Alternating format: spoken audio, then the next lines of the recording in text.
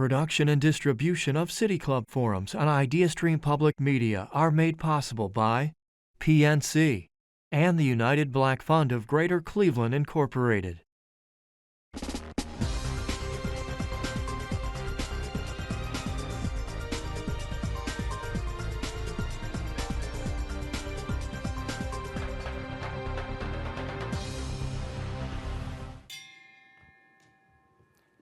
Good afternoon, and welcome to the City Club of Cleveland, where we are devoted to creating conversations of consequence that help democracy thrive. It is Thursday, September 5th, and I'm Mark Ross, retired managing partner of PwC, and honored to have recently become the president of the City Club Board of Directors. Take a look around. What a crowd and what an occasion to be standing here in the newly renovated, publicly owned Atrium Ballroom of the Huntington Convention Center. And what a venue and honor it is to introduce the 2024 State of the County and our County Executive, Chris Ronayne. As most of you know, this is Chris Ronayne's second State of the County address. In his first address, County Executive Ronayne and his lovely wife, Natalie, and family arrived by boat to Jacobs Pavilion and shared a speech highlighting the path he proposed to lead our region to a greener future, including the Freshwater Institute and proposals for the creation of more renewable energy. He also addressed a number of pressing social issues his administration was working on, including finding a site for the new county jail and housing for youth in the foster system. Today, many of these issues persist. They are challenging for sure. And there are other important topics which have emerged. A future home for the Browns, which we just learned will now be called Huntington Bank Field, the development of our riverfront and lakefront, and an issue that was on almost no one's radar last spring, the county's purchase of Israel bonds, which has emerged as a singularly divisive topic in the wake of the war in Gaza. And if all that wasn't enough, many of us have seen significant increases by the county in our property valuations. Some, and I know from personal experience, were as much as 60%. And I'm fairly certain our county executive recalls a question posed to him at the debate about property taxes a few years ago. Well, cranking up the valuations was not the answer I was looking for. But anyway, let's move on. And all kidding aside, we all know that it's not all challenges. As we welcome my neighbor and friend Chris Ronayne to the stage, let us take a look at how much we have accomplished through this brief video prepared by our friends at the county.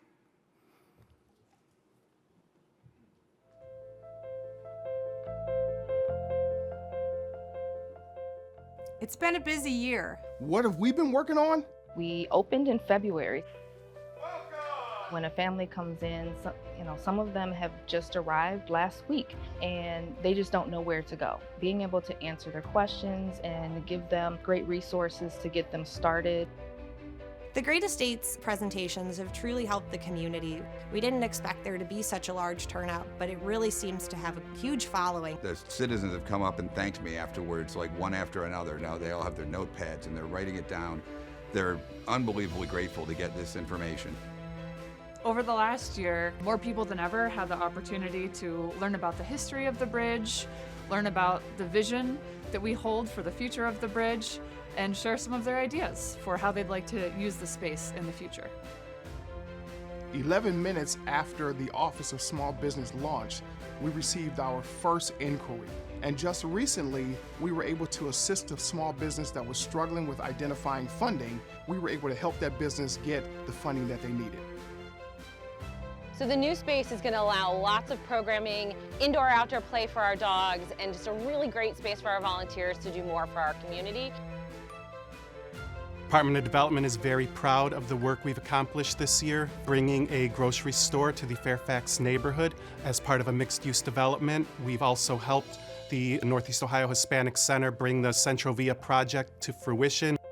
My wife and I were having our first child, and as everyone knows, it's incredibly stressful. There's so much going on, there's so much planning that goes into it, and the paid parental leave policy took a huge amount of stress out of it. It really made a difference for us. Every day we have taxpayers come in that are concerned that they might be losing their property, and we've been able to find ways to get them on payment plans so that they're able to keep their homes, they're able to keep their properties and pass them on to their children and stay in the community that they've grown up with. A true milestone for the homeless service community as well as the Office of Homeless Services. These renovations have led to providing more dignified and humane space to our community. It's a reminder of why we do the work that we do. This was a great opportunity for our department. We were able to research what other communities were doing and apply the best practices, renovate it with our contracting partners.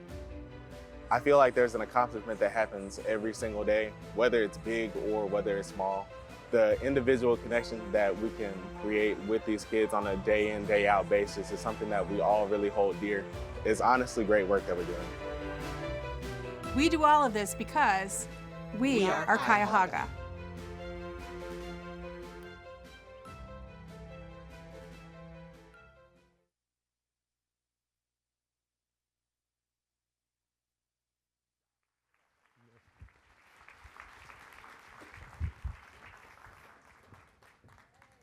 Hello, Cuyahoggans! We are Cuyahoga. Thank you, Mark, my neighbor. Thank you, Dan. And thanks to the entire City Club team for everything you do to bring speakers and conversation to the community. I'm sitting here with an attitude of gratitude. I thank you, the St. Martin de Porres Marching Band, who took time out from their work study today to welcome us on the way in. And the ever-talented Humble G, so talented we had to bring him back from last year, a Cleveland School of the Arts grad and a Cleveland Institute of Music grad. He's special. And stick around. After this show, it's music all day. Robert Hubbard and Hub's Groove will be out playing afterwards, so stick around. All right, Hub. I miss him from my Wait Oval Wednesday days. I'd like to say, and I know Dan did this as well, but I want to thank the convention center workers. I met so many backstage a minute ago. Let's give them a round of applause for turning this place around. In 24 hours, they turned this place around to showcase this incredible space. That's why we wanted all 800 of you here today to take note of an incredible space that's been a great team partnership. I want to thank the construction trades who completed this work on time for the Super Bowl of meeting planners, the ASAE convention held here this summer, where on 5 sunny Cleveland days, our city shined for 5,000 of the nation's top convention and meeting planners. Give our trades a round of applause. Thank you all. And again, thank you for being here. Thank you for caring. Thank you for coming out for your community and hearing for a few minutes what we are doing on your behalf in Cuyahoga County. My friend David Gilbert and the Destination Cleveland and Greater Cleveland Sports Commission teams are landing events left and right in Cleveland lately. Over the last 6 months, we together have hosted the NCAA Women's Basketball Final Four, the Pan Am Masters Games, the WWE SummerSlam, which together brought in over 60,000 visitors between those 3 events. Not to mention Mother Nature's great gift to us, a perfect solar eclipse. Well, one of the reasons we're here today in the venue is to also say to the world, we're visitor ready. You might have caught news this week that the same teams, and I want to just double down and let everybody know, I respect your voice. My grandma used to say to me, everyone's important. Every voice is important. You're important. Thank you. But you might have caught the news this week that the same teams that landed the women's Final Four are now pitching the Special Olympics, which would bring an estimated 120,000 spectators, athletes, and media, along with a projected $70 million in economic return. Are we ready, Cleveland? Good, because we're going to need you. We're going to need 4 times the volunteers we had ready for the RNC 8 years ago. We'll need 10,000 of you if we land the Special Olympics here in Cleveland. Welcoming a lot of convention goers within these walls every week, I hear the same refrain time and again. The question a visitor most frequently asks or poses is, who knew? Who knew? What do visitors see when they arrive? They see the results of decades of investment. They see a connected city bounded by Great Lake Erie and our American Heritage River, the Cuyahoga River. Within walking distance, they see a theater district like no other, the one-of-a-kind Rock and Roll Hall of Fame, and they see the 3 sports venues within walking distance of one another. Congrats to the Cavaliers, to the Browns on making the playoffs this year, and hats off to Stephen Vogt and the Cleveland Guardians on an incredible season so far. As was mentioned by Mark just yesterday, or this week, we heard the new naming of Cleveland Stadium, now Huntington Bank Field. I do like the connection to this convention center with the same name. Moreover, I like the walking distance between, if you know what I mean.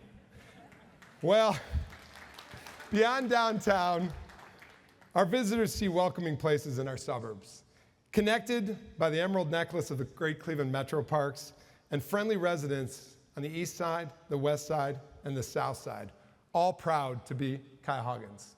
And if the fish could talk to us, they'd probably tell us that they're proud of being in Cuyahoga County too, to the north. This is a place to be proud of. It's a place of innovation. It's a place to celebrate, a place worth protecting, and a place worth investing in. It's a place full of invention, of perseverance, and determination. We are a region that leads, from the first rock concert here in Cleveland to the first black mayor of a major American city, from the first industrial park to the first municipal airport. Cuyahoga County leads. We all play on the same team to pitch our region to the world, and we team up when we face difficult times together. We've got each other's backs. Just a few weeks ago, I saw the spirit of our community. We all did. On August 6th, 5 tornadoes touched down in Northeast Ohio, really essentially the same hour. Your voice matters to me. And I thank you. It's a First Amendment right. We appreciate it. All right. We all have each other's backs. August 6th, these 5 tornadoes that touched down in Northeast Ohio prompted an immediate response. Our Office of Emergency Management immediately went into action, coordinating between municipalities, counties, and the state. They reported to us, though, the miraculous, that no residents lost their lives. We worked hand in hand with mayors throughout the county as our eyes and ears, they were our eyes and ears, connecting our emergency management team with what happens in our neighborhoods and what was going on. I want you to give our mayors a round of applause. They're out here, and I see you guys out there. Thank you for working round the clock in that storm and stepping up. We saw down limbs in your community, trees strewn across roads, a roof of an rec center torn off the Brook Park Recreation Center, and hundreds of thousands of residents without power. As the power outages lingered, we joined together with legislators from around the region to petition Governor Mike DeWine to waive the damage assessment process, to cut through the red tape, and declare a state of emergency. He did just that 4 hours later, including all 8 counties in our region. Cuyahoga County leading the way. Our public works team set out to support communities around the county, clearing roads and removing damaged tree limbs, working closely with Mayor Orcutt of Brook Park, Mayor Gallo of Parma Heights, Mayor DeGeeter of Parma, where the damage was most severe. Thank you to our first responders, our police, fire, and EMS, who were on the front lines during the storm and during recovery. We got each other's backs. With power finally restored throughout Cuyahoga County, we worked on the next issue, hunger. Hundreds of thousands of residents lost the food in their refrigerators and freezers. We worked with County Council to make an emergency expenditure to the Cleveland Food Bank to be sure that they could meet the increased needs. I want to thank Cuyahoga County Council for their partnership when things matter most. I'm lucky to work with you. There's so many of you, I'm looking for you. Our Jobs and Family Services team worked with the power companies, the state of Ohio, and the federal legislators to reach out to the U.S. Department of Agriculture to grant a waiver, automatically replacing benefits for residents that receive SNAP food assistance dollars. This is the first time a waiver like this has been granted to residents in Ohio. Cuyahoga County leading again.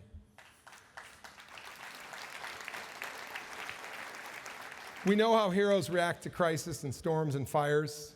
Sometimes we see them they're behind the scenes. But another crisis in our community stretches back for years. Across the state of Ohio and across the country, there's a placement crisis for our kids, for children with the most significant needs. Your voices matter to me. I just hope you can let others enjoy what we have to say. But I'm going to say it again because it's important. We have a placement crisis for our children with the most significant needs. Over the last decade in Cuyahoga County alone, we lost 200 beds for children in need. That placement crisis resulted in children spending hours, days, and sometimes even weeks at a building you read about or know about, the Jane Edna Hunter Building, a county office building here in Cleveland. No child should be dropped off at a county office building or spend an hour a day there. Last year, I shared the story of a young woman who was dropped off at this building in January from the back of an ambulance. By law, the county is the custodian of a child when there is no parent or guardian able to take care of the child. And our building has become the drop-off place of last resort. Our team never says to a child in need, "You're not welcome here." We are the guardians when there are none. But that will not bind us to the status quo.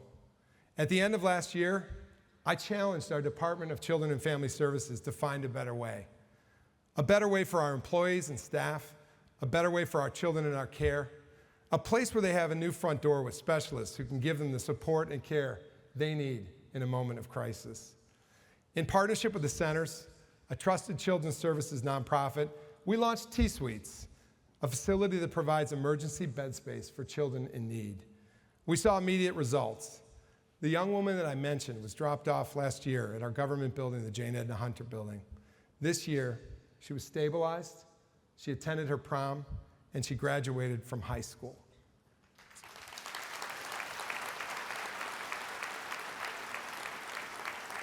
So knowing we need to care for more kids, we've expanded our vision from 8 beds to 58 beds at our Future Child Wellness Center.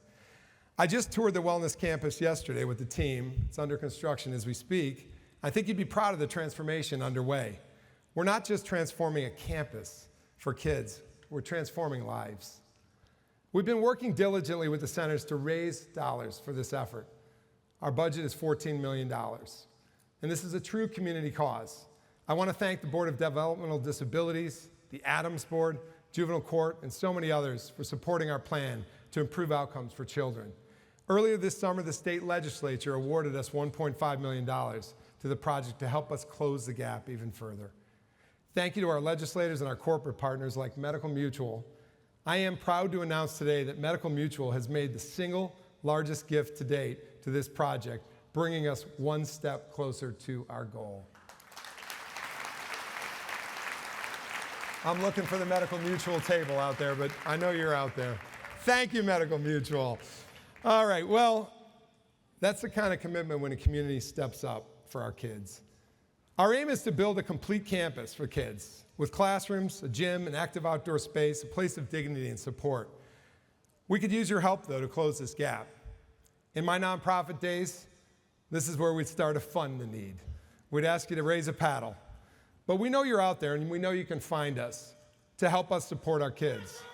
We're building that model that has already received statewide attention and will soon become a national model to serve children and families. Cuyahoga County leading the way. Our goal is to give all those in our community dignity, safety, and resources, not just limited to the children in our care. Each year, thousands of residents interact with the justice system in Cuyahoga County. Our Central Services campus in Garfield Heights continues to progress as we work toward a humane jail facility with wraparound services. I want to thank the Mayor of Garfield, Mayor Matt Burke. I see him all the time. I'll see him tonight. The Garfield City Council and our municipal staff for their partnership on this project. Thank you, Mayor Burke. It's been years we've been talking about it, and now we're getting it done. We're thrilled to have hired the county's first Justice and Health Equity Officer with support from the Gunn Foundation to build the connective tissue between construction, design, wellness, and access. We've been working diligently on program design and stakeholders from around the region to touch and to lean in on justice reform, equity, recidivism, education, and so much more. What we commit to you is that our campus will not just be a jail, but a community-centered facility that will provide those in our custody with the resources they need to succeed and return. Cuyahoga County, leading the way.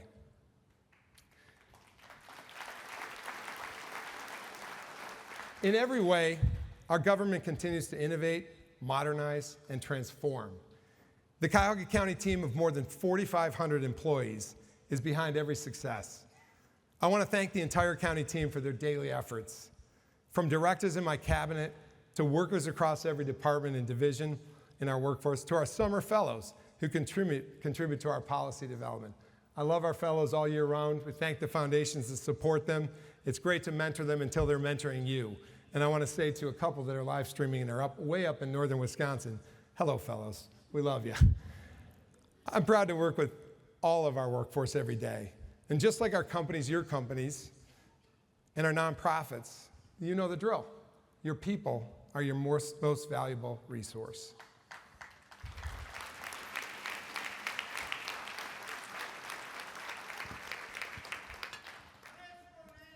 We've got each other's backs.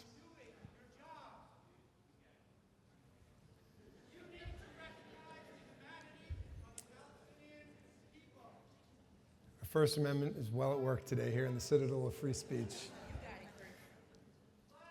And we do respect that, and we respect it.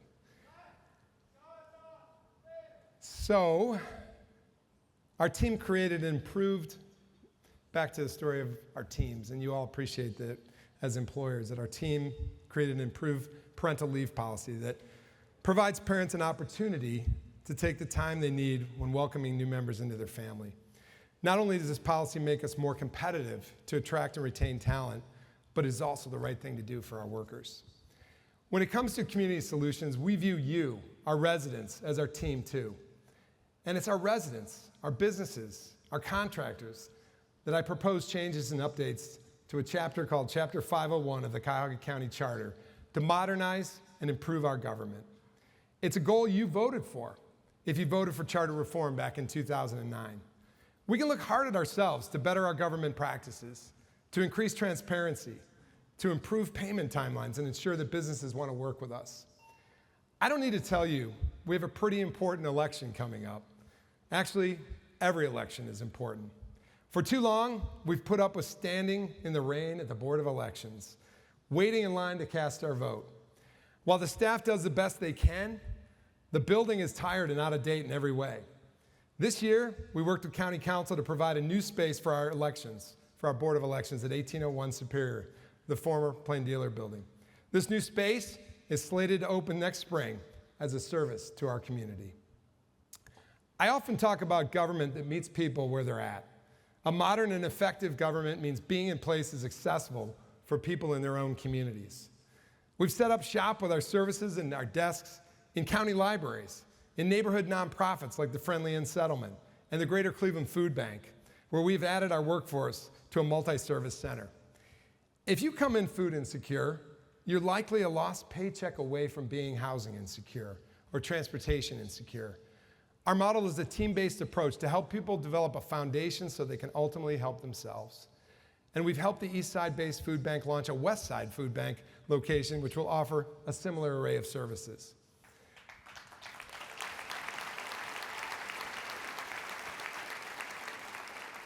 Whether it was the Great Estates program we hosted this year to help people protect their family assets from probate court, or the 15-plus public meetings we recently held on property taxes, our county staff is out in the community in schools and community centers, often in the evenings. We not only talk, we listen. I'm a believer in proximate government and listener leadership. This fall, we'll be launching a property tax assistance program. I'm answering a lot of Mark's questions, by the way, from the introduction.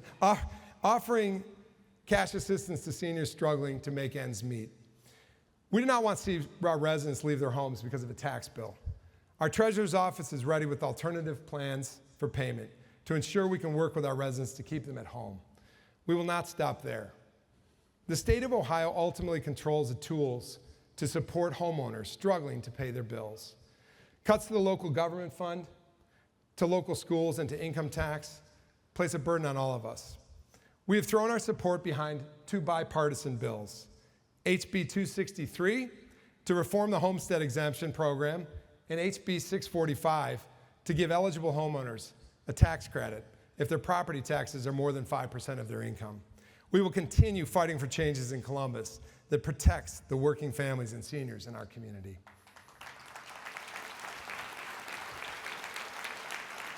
Every resident should have access to affordable housing, and it will continue to be a priority of my administration.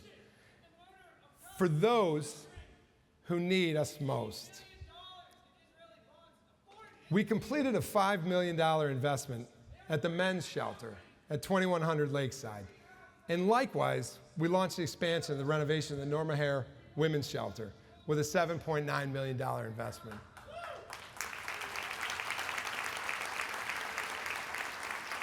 Our housing department continues to create more affordable housing options for residents.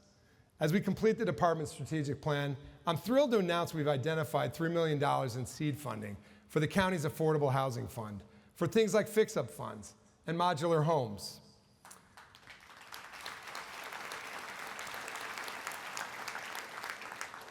Just this morning, I was out visiting with Habitat for Humanity, who just put up a number of modular homes on West 83rd in Cleveland.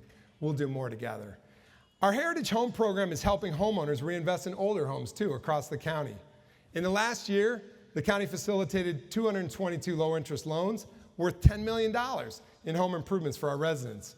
We also received the largest allocation of state historic tax credits in the last round, as issued by the Ohio Department of Development. Earlier this year, the Hitchcock Center for Women broke ground on a $27 million treatment and recovery facility. This was the first housing project I worked on as county executive, and the one I'm most proud of thus far. On the day of the groundbreaking, I met several women on their journey to recovery. One of the women said to me, "Here, I can stay with my child while I recover." That's what we're all about in Cuyahoga County, and that's what we mean by the safety net. Keeping a social safety net strong is your work too, and you delivered by passing our Health and Human Services levy earlier this year with an overwhelming majority.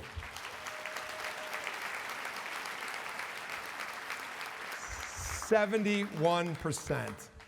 It's not only a validation of our work, but the demonstration of this community's values. These levy funds allow us to stand with Mayor Blackwell of Maple Heights and Mayor George of Lakewood at the East End Neighborhood House this summer to announce our Family First initiative. This was sharing of resources for families and activities so they never have to struggle to have a good meal or find a safe place for their kids to play.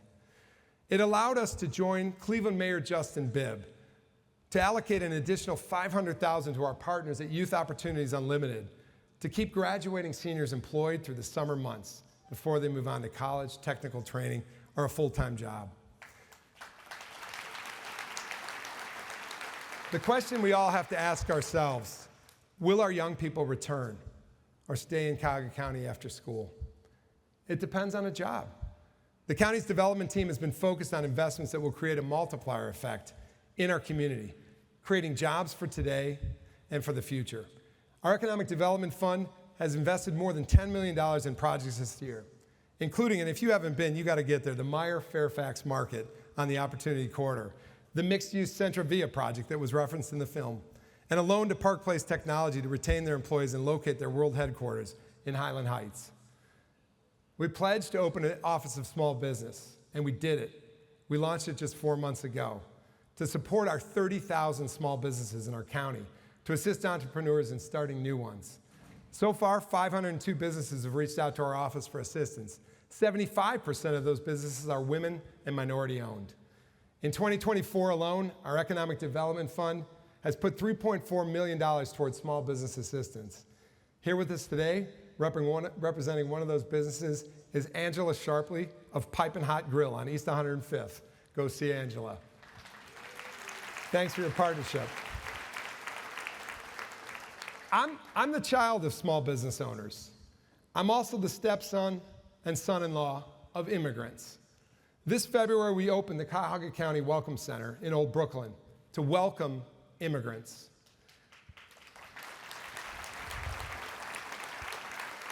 We've been busy ever since, with over 2,000 newcomers coming through our door since February 14th, working with nonprofit partners like Resource Cleveland, Legal Aid, Global Cleveland. They're all assisting them in education, legal assistance, housing, jobs, and other needs. We see immigration all too often as a political football, but we should see it for what it is.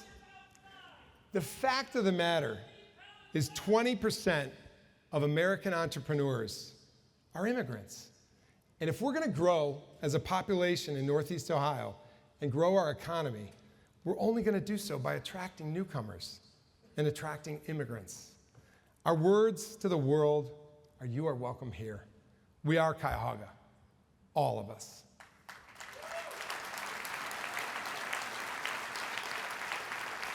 To get a job, you need to be job ready. Our partnership with the Workforce Development Board is strong, and our skills pipelines range from IT to manufacturing, construction to healthcare, and everything else in between. Whether it's community-based reentry and training in the culinary arts, or being a part of the high school health corps, or taking an apprenticeship readiness program with Cleveland Builds to prepare for job trades, we're focused on workforce development that doesn't just help an individual land a job, it helps them build a career. One of those places is music. An exciting report came last week with the results of the Greater Cleveland Music Census. Thousands of jobs in Cuyahoga County are tied to our decades of building the music city. And today, we've seen the case for support from partners like Sean Watterson of the Happy Dog and Cindy Barber of the Beachland Ballroom to commit, thank you, they're here out here somewhere. There they are, traveling troupe together. We've committed to launch a music entertainment task force to evaluate the creation of a music commission, supporting live music and entertainment in Cuyahoga County. Just like the Greater Cleveland Film Commission did for our film industry, and remember back to Superman Summer, a music commission can help us double down on music and entertainment as an economic driver. You know the basic building blocks of community development: a solid education, a steady job, reliable housing, and safe communities. I'm proud to work with our sheriff and his deputies each day on the safety of our jail, of our courts, and through community policing and partnerships is where I really want to be. This year, our Downtown Safety Patrol, which we introduced in this administration to help our Cleveland Police Department, the Mayor's Office, and Cleveland City Council. Well, our Cleveland Downtown Safety Patrol has made dozens of felony arrests. They've seized 122 illegally owned firearms. Our partnership in Northeast Ohio's Gun Intelligence Center has resulted in the seizure of 3,000 fentanyl pills and 84 guns. I want to thank Congressman Max Miller, who allocated federal dollars to support our Next Gen 911 expansion and efforts to improve safety for our residents and our first responders. The proliferation of guns and gun violence continue to tear our communities apart. I agree with the Surgeon General's declaration that gun violence is a public health crisis, and I'll be working with County Council over the next several months on an action plan to take more guns off the street and stop violence before it starts. Gun violence knows no borders, and we must continue to find ways to support our jurisdictions.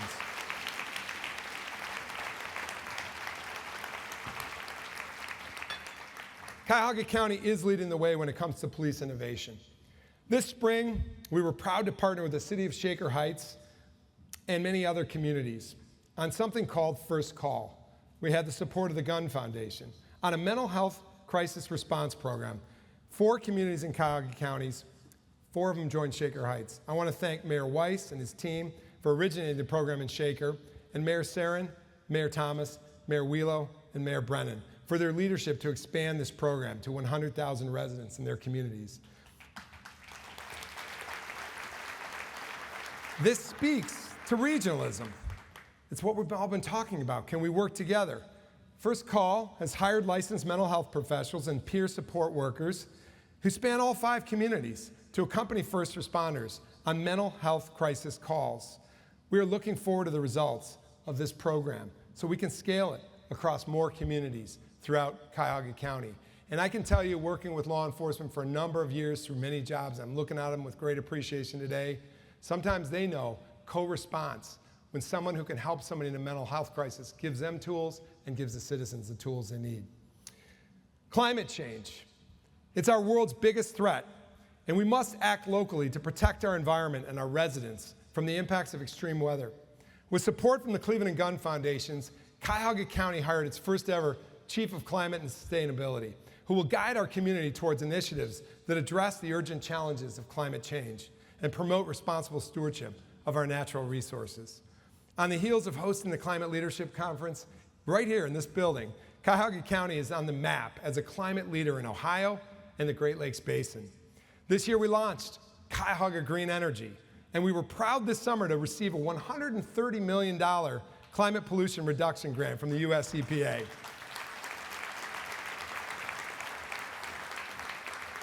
This is the regionalism part. In partnership with the city of Paynesville in Lake County, Cuyahoga County is leading the way.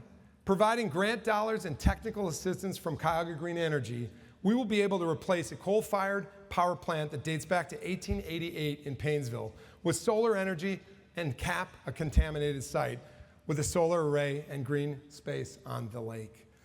In Cleveland and Garfield Heights and in Brooklyn, we will deploy renewable energy through 5 brownfield and landfill solar projects.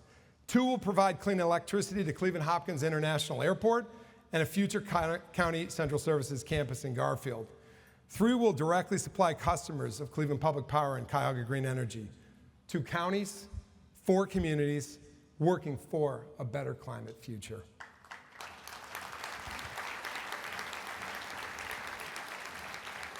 I want to thank the many Cuyahoga County mayors who have signed on to Power Clean Futures Ohio, to realize a different future.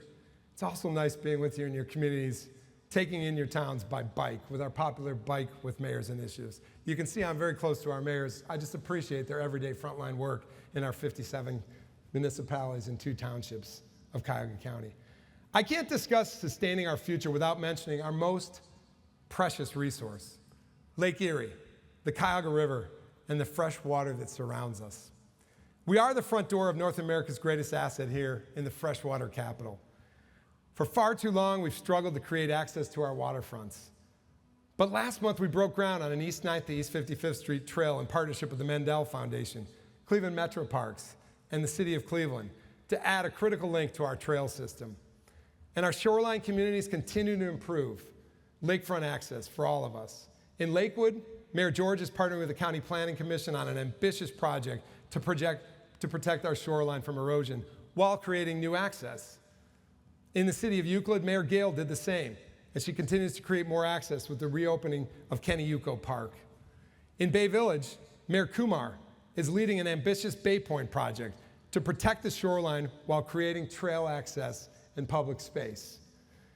And over the Cuyahoga, our dreams are fast becoming a reality on the Veterans Memorial Bridge. On the 55th anniversary of the last river fire, Cuyahoga County convened over 9,000 residents above the Cuyahoga River to take in the views and celebrate our signature bridge with artist Chuck Carnack.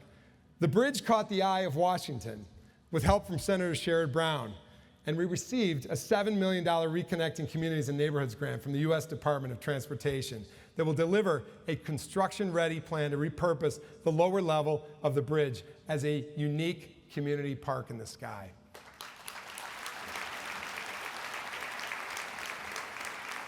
Lest we forget, a generation ago, Mayor Carl Stokes, one of my heroes, and I'm sure many of yours, fought for that river below. And we want every student to know the story. Their future as stewards of our fresh water depends on it. Thanks to the Cleveland Foundation and Congresswoman Shontel Brown, we launched a Freshwater Institute, and we've spent the last few months building our local partnerships. with the goal to build a Great Lakes Regional Coalition to protect and leverage our water resources. The economic development and tourism possibilities are endless on our waterfront. Did you know that the 8 shoreline counties, 8 of 88 Ohio counties, represent a third of the state's tourism dollars alone? It's ours to leverage.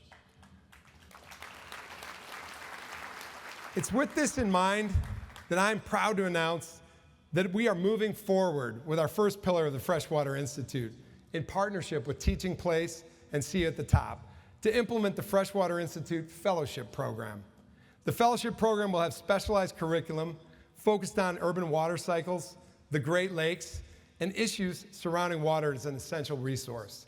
Each year, 30 high school students will participate in 8 months of after-school programming and a 2-week intensive summer program based on at the Foundry on Columbus Road at their facility.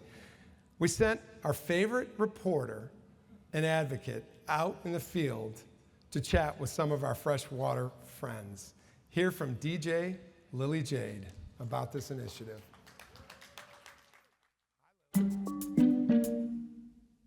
What's up, everybody? It's me, DJ Lily Jade, your favorite little DJ, signing on to a special assignment for my friend, County Executive Chris Ronayne. And he had this idea for kids to celebrate and learn about freshwater resources. Plus, I made some friends that may or may not know a little bit about that. So, let's go over to them. Our mission is to get all kids out on the river, out on the lake, and seeing the community as they've never seen it before. I think the Freshwater Institute is a wonderful next step. So, Olivia, can you tell us where we are? Right now we're in the boathouse. This boathouse houses about 4 to 5 teams, and the team I'm on, we have our boats over here. Have you fell off of any boats before? I'm just curious. Not me personally, but we have these things called pontoons, which are kind of like training wheels. So when we're starting out, it helps us keep our balance. Training wheels? Yeah. For a boat? Yeah. So you're big on giving kids the opportunity to explore, and why is that? You know, exploring is where young people, well, really people of all ages can learn and grow. We scuba dive, row, we do so many cool things that kids may not have had the opportunity to do.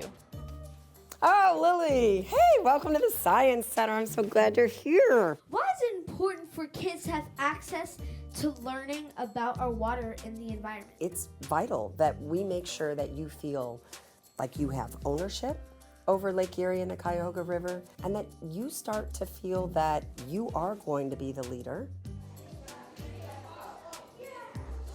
What are you the CEO of? That's a great question.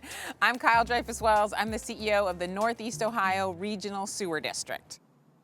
So I'm super excited about the Freshwater Institute because it continues this whole conversation about the amazing freshwater resources that we have here in Northeast Ohio. Abundant supply of fresh, clean water.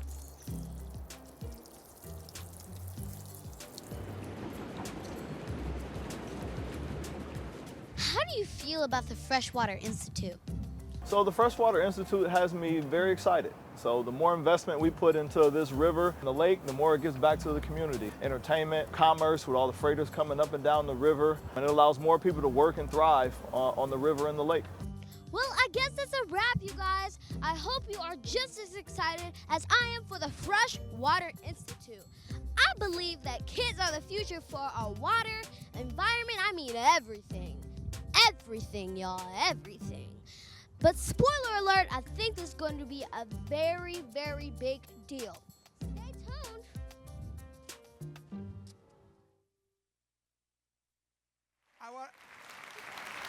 I want to bring DJ Lily Jade up just so you can all say hello to her. You're the best. Say hi to everybody out there. Thank you. Awesome. How'd you feel about that? It was great, actually. It was great, actually, she says. Thank you, DJ Lily. Keep it coming. She's already been discovered. I met DJ Lily at the Forbes 30 event, and I said, tell me the youngest entrepreneur out there, because everyone was under 30. And she raised her hand. She said, I'm 9. I'm a business representative. Her whole family's here today. Give them a round of applause. What a wonderful, wonderful, spectacular reporter you've become.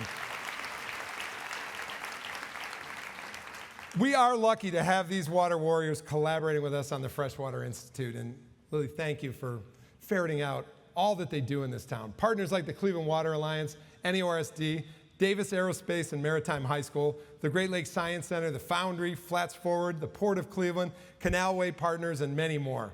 Together, I believe we can project this region as a freshwater capital. It goes back to that story, the story of a city where a river burned and now we've returned.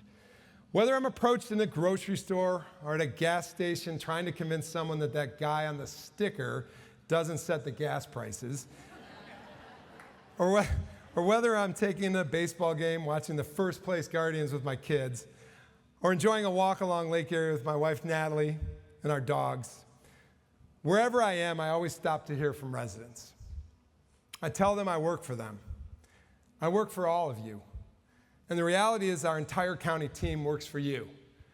Protecting our children, investing in housing, keeping our roads and bridges safe, supporting our small businesses, improving our government services, transforming our social safety net, innovating in sustainability, and leveraging our assets for growth. It's an honor and privilege to do so with you. At work, I often speak of the public-private nonprofit partnership in our community, and I could not be more proud of the progress we're making.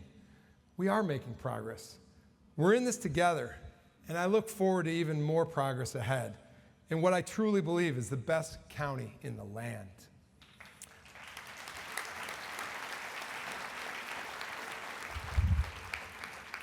Thank you to the county team, to our residents, from our kids to our seniors and everybody in between, to our teachers, to our frontline workers, to those who build things and those who rebuild people. Thanks to our business owners, our civic innovators, our nonprofit leaders, and to the conveners and doers in this community, you, that continue to push our region forward. I'm grateful for all of you and our partnership. Together, we are Cuyahoga. And in the words of my mother, a small business owner who got me through school and got me here today, I say to you what she said to me: let's keep going. Thank you. Thank you, buddy.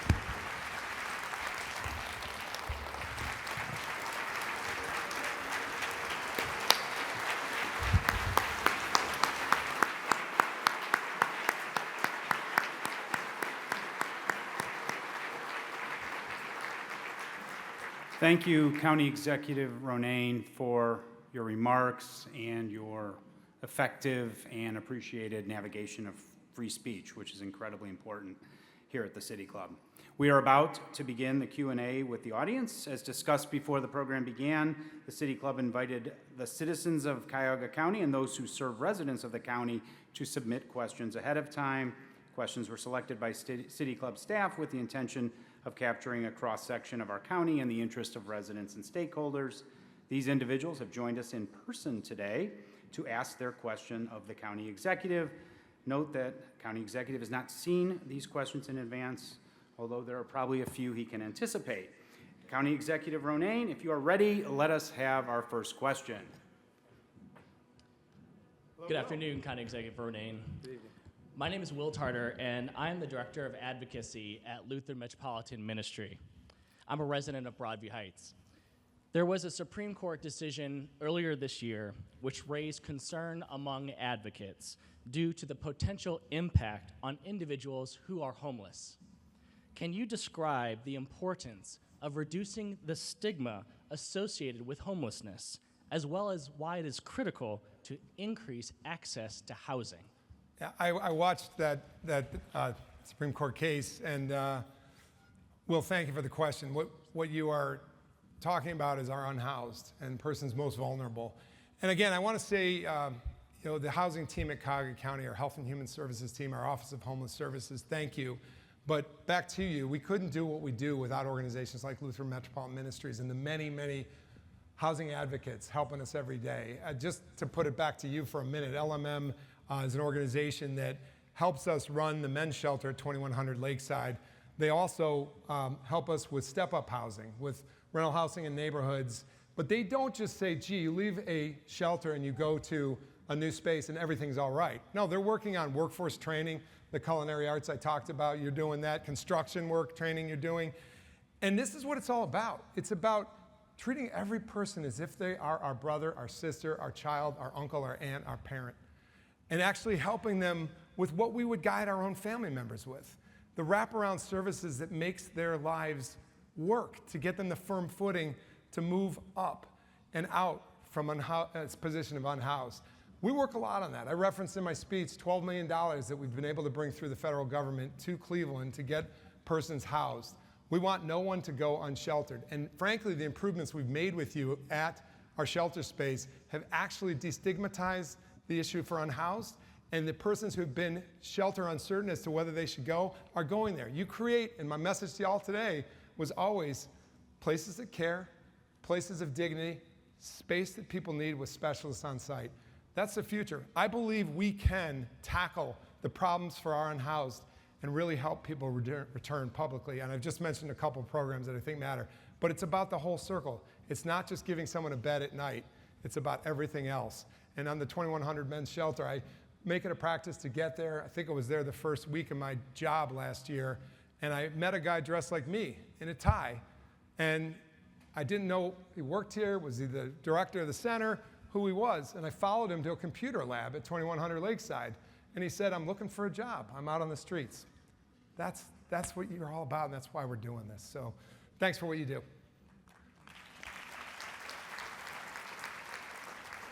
Good afternoon. Councilwoman. I'm Monica Wilson, Councilwoman Parma, Ward 1. And the verdict is in. People are unhappy about the property tax increase. Well, here's the thing. The municipal officials are the ones that get the questions. Yep.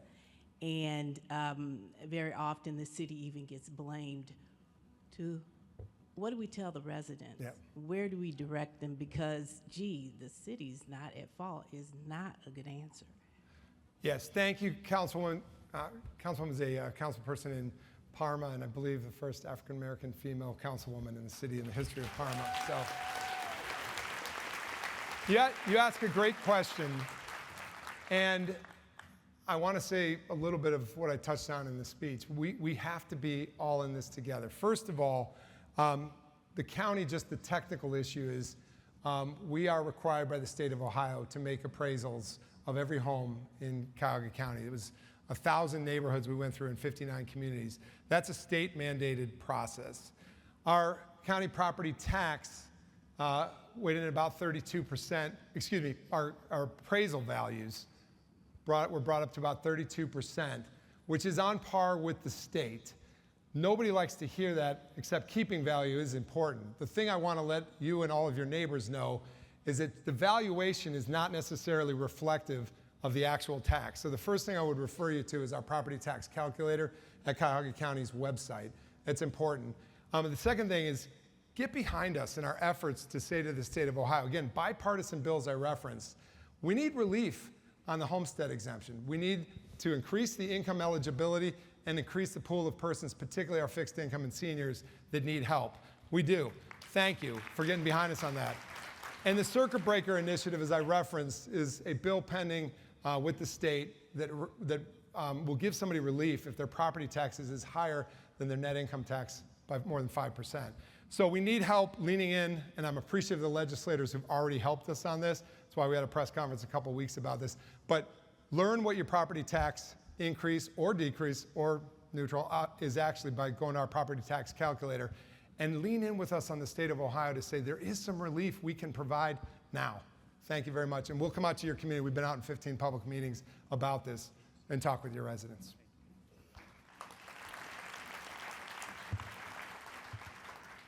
County Executive, my name is Akshay Singh. I'm a union member of Starbucks Workers United.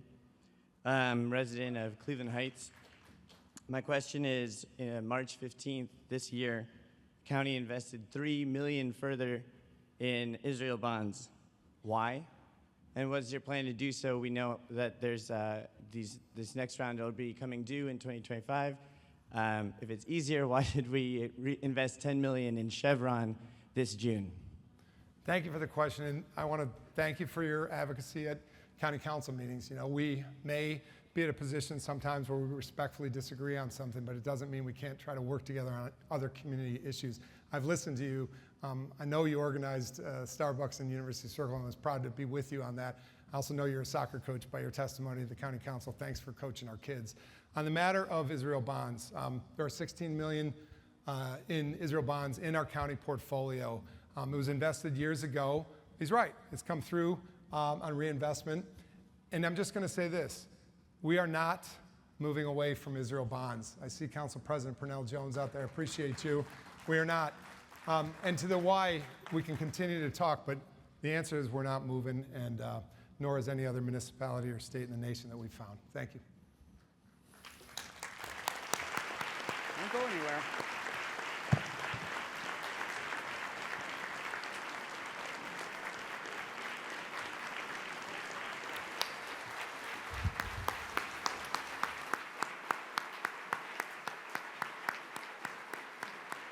Thank you so much, County Executive Chris Ronayne. A special thanks to all of you who submitted questions. You are the heart of the City Club. And thanks to all of you who joined us here at the Atrium Ballroom, at the Huntington Convention Center, and on our live stream at cityclub.org. For information on upcoming speakers or for podcasts of the City Club, go to cityclub.org.